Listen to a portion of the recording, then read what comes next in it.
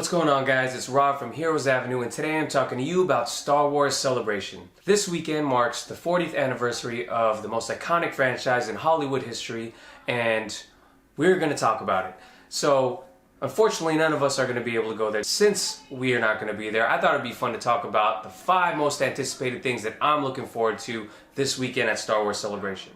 Getting right into it, the first thing I'm looking forward to is announcements on the upcoming Battlefront II game.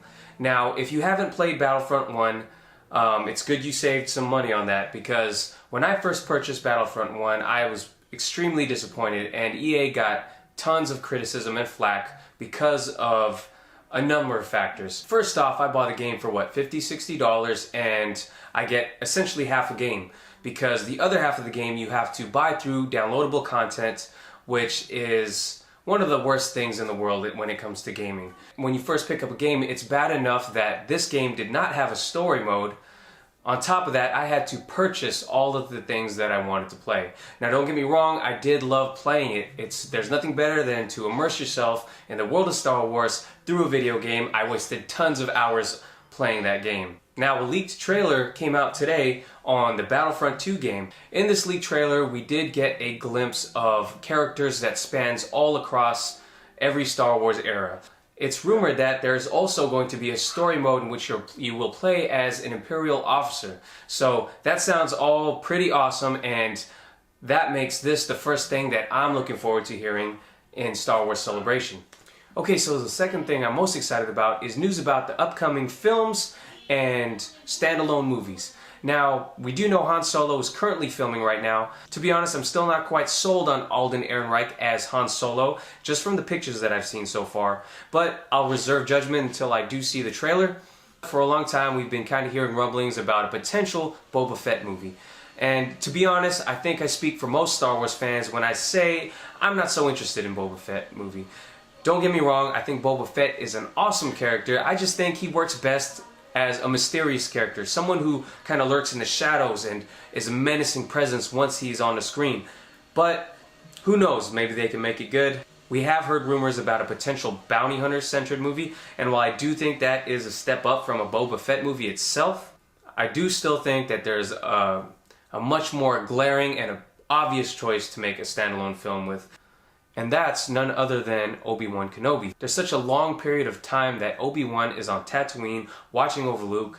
I know for damn well that he didn't just sit there meditating the whole time. We do know Ewan McGregor is really excited about the prospect of playing Obi-Wan Kenobi once more.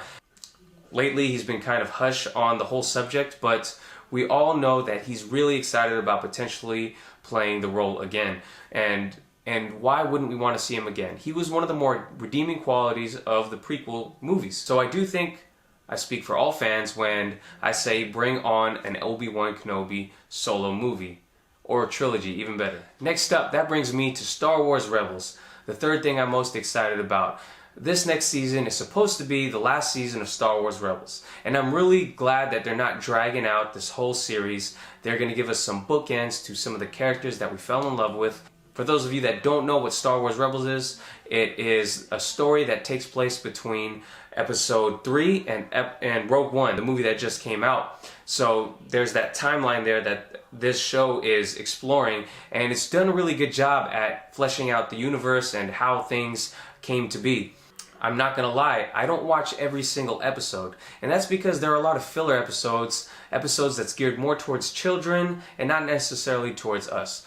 But definitely sprinkled throughout the season, and especially during the season finales, we do get some major connective tissue and some major revelations. The most recent one was the conclusion to the conflict between Obi-Wan Kenobi and Darth Maul. This has been a long-spanning conflict that's lasted through The Phantom Menace, through the Clone Wars TV show, and now we do see the conclusion to it. And for those of you that have seen it, you know how satisfying it was as a Star Wars fan to see. It really pulled on the heartstrings and the feels over here.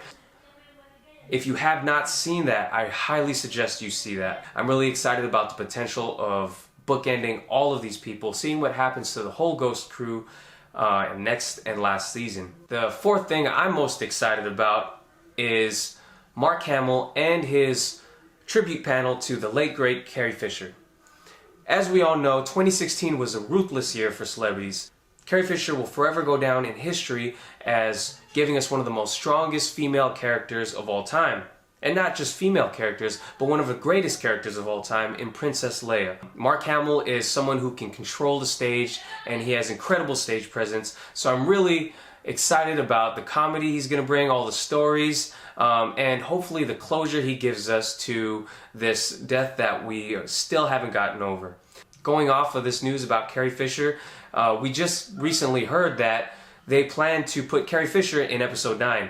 And if you've been following the news, they've already stated in the past that they do not plan to use CGI for this. So I'm really curious about how they're going to plant her into episode 9 when she's only filmed through episode 8. Common sense says that they're going to chop up bits and pieces of old footage and connect them together to make new footage and make it fit the storyline of episode 9. Again, I'm still not sure how that's going to work without any CGI, but I am confident in the people at Lucasfilm and Disney that they're going to make it happen. So maybe we'll get Mark Hamill to spill the beans a little bit on that while he's on stage. Probably not, but we can always hope. Okay, last but not least, I think we're most excited about seeing the Star Wars Episode 8 trailer. When Kathleen Kennedy hops on stage with Rian Johnson, we're sure to see that Star Wars episode trailer played in front of a ton of clustered up nerds from around the world, and they're gonna go nuts. Just like our first glimpse of episode 7 in 2015, episode 8, this trailer has to give us some sort of wow factor to really hook us in. Now don't get me wrong, Star Wars episode 8, you could already take my money, I'm sold. But how are they gonna hook the general audience in? How are they going to hook us in and ensure that this is the only thing we talk about up until December? Back in 2015, when we saw the first episode 7 trailer, we had introductions to people like Finn, BB-8, and Rey. And then we also had our first glimpse of that menacing villain, Kylo Ren, in the snow, igniting that crossguard lightsaber, something that we've never seen before. I was up out of my seat. I was going crazy. Then we get the money shot at the end of the trailer with the Millennium Falcon bursting through the sky, zooming through TIE fighters. I was sold. I was jumping. That's all I was talking about. I went to work, talked about it. Went to my friends, talked about it. I was talking about it on social media. So that's what I'm talking about. How are they going to give us the wow factor in this trailer? Is it going to be a more Kylo Ren focused trailer? Is it going to be a more Rey and Luke focused trailer? Or will it be a trailer on the conflict between Luke and Snoke?